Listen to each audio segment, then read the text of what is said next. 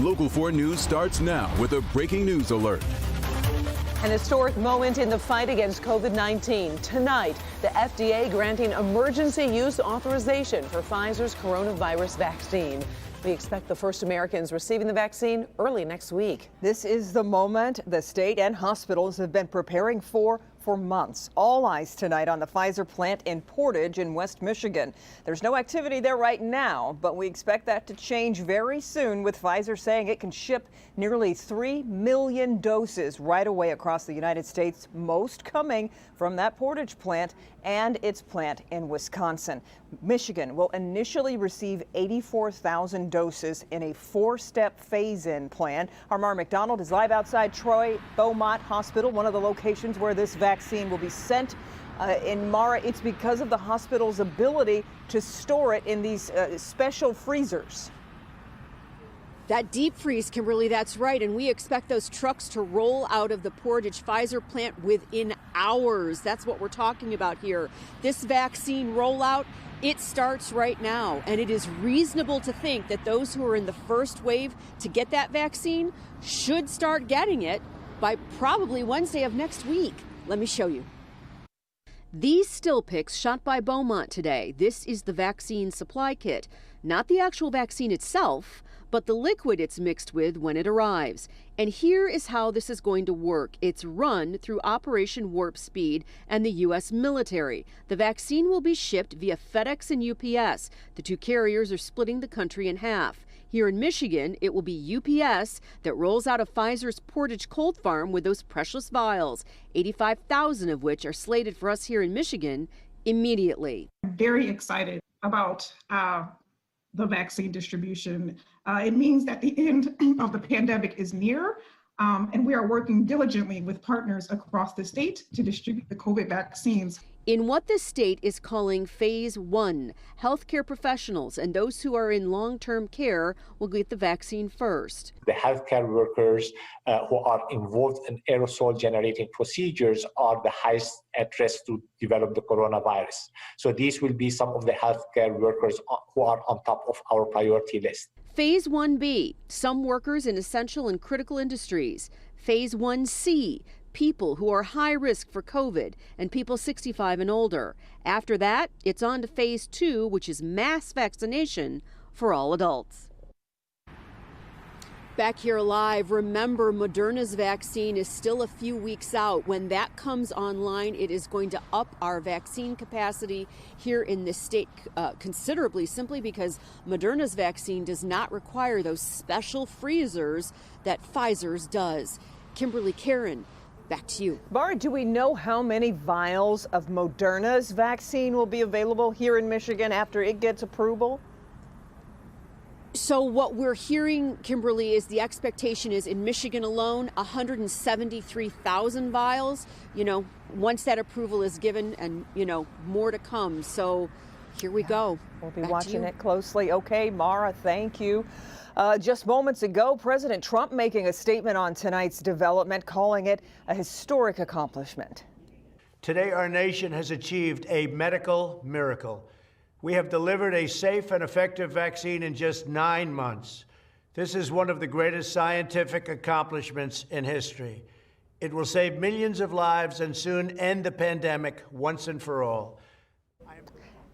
And tonight we are also hearing from Governor Gretchen Whitmer. That's right. She issued a statement just a short time ago, reading in part, one of the most important things every adult should be doing now is planning for how they will get the vaccine when it becomes available to them. I want to remind everyone that we must not let our guard down. It will take time to widely distribute the vaccine, and we must all continue to do our part by wearing a mask, practicing social distancing, and washing our hands frequently.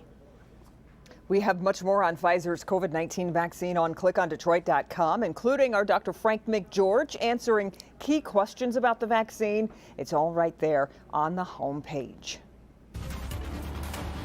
We're also following breaking news in Farmington, where a man is hit and killed while walking into a CVS. This happened at the CVS near the intersection of Farmington Road and Grand River. Larry Spruill live at the scene. Larry, what are police saying about this? Well, Kimberly, police say this all happened around 4:30 this afternoon here at this CVS in Farmington Hills. Now, what is going on right now is that crews are trying to fix that big hole in the wall behind me. That is where the car drove into and hit that man. Police say this was an accident. At 4:30 today, we received a number of 911 calls from the CVS here regarding a pedestrian accident. An accident, that's how Farmington Hills police are describing this deadly scene here at the CVS parking lot near Grand River Avenue and Farmington Road in Farmington Hills. Backing out of the parking spot, her foot went from the brake to the accelerator. The vehicle reversed quickly, and the pedestrian was walking behind the vehicle and was struck. Police said the driver was a 25-year-old woman, the victim in his late 40s. He died at the scene. It was parked probably about mid-lot here in one of these spots here, so we think the vehicle probably went back probably about 20 feet before making contact with the victim, who was walking into the store. Officers said there were several witnesses. Plenty of witnesses on the scene who saw what happened both inside in the store and outside, all saying it happened in just a matter of seconds. People did what they could to try to help. But unfortunately, it was too late. A lot of people were shaken up. And police do not believe alcohol nor drugs played a factor. We are live in Farmington Hills tonight. Larry Sproul, Local 4. Also developing tonight, the U.S. Supreme Court dismissing Texas's lawsuit to overturn the election results here in Michigan and 3 other swing states. The ruling clears the way for the Electoral College to convene Monday to cast their votes for President-elect Joe Biden. Michigan Attorney General Dana Nessel spoke to CNN tonight about the Supreme Court's decision. Obviously, I'm relieved that the right thing occurred, but I will say this, for all of those who supported this frivolous, nonsensical action and who supported a demagogue over democracy, I think that those individuals will forever have their legacies tarnished. While making a TV appearance tonight, President Trump's personal attorney, Rudy Giuliani, said the campaign's legal efforts to overturn the election results would continue. All right, after finally getting a little bit of sunshine the past 2 days, we have wet weather for the weekend. Yeah, Andrew is in for Ben tonight, tracking those showers. So what's in store for us? Well, as you mentioned, wet weather, and it remains wet overnight. Even with nighttime lows getting into the 30s, we still stay above freezing. So we're talking about rainy conditions, not snowy conditions for tonight, and as we go into tomorrow. You can see some of that rain right on our doorstep. You got some sprinkle activity, some raindrops trying to make it to the ground of the thumb. You got some light rain also just now appearing around Ann Arbor, also around Adrian. But rain is actually making it down to the ground in places like southwest Michigan and in portions of Indiana and in parts of Illinois. Now, where it will be snowier through the first half of the weekend will be farther to our north of the Saginaw Valley for our friends and neighbors in the northern lower peninsula, but not around here. It's going to be wet as we go into the overnight hours and into tomorrow. But you can see that shield of moisture making it through Chicago with some of that heavier rain. You can see 43 degrees right now, and temperatures are also above freezing where you are, from the thumb down to the Ohio border, and temperatures barely budge. So be wary of wet conditions when you wake up on Saturday. Chilly conditions as well. Now, where do temperatures go from here? When is that rain out of here? Does it mean snow on the back end? I've got answers to all those questions in your complete weekend forecast and your 7-day forecast coming up. Okay, Andrew. Well, it doesn't look like Michigan's minimum wage will increase next year. The state's law prevents the minimum wage from going up when the annual unemployment rate is higher than 8.5%. Michigan's unemployment rate for 2020 is 10.2%. The state says it's unlikely to drop below the needed level. Michigan's current minimum wage is $9.65 an hour.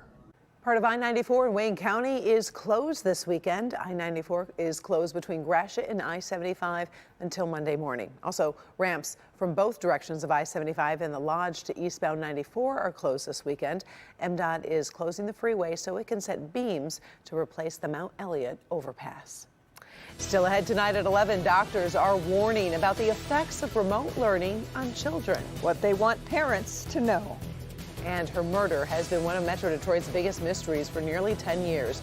Tonight, what her family wants detectives to do in hopes of finally catching her killer.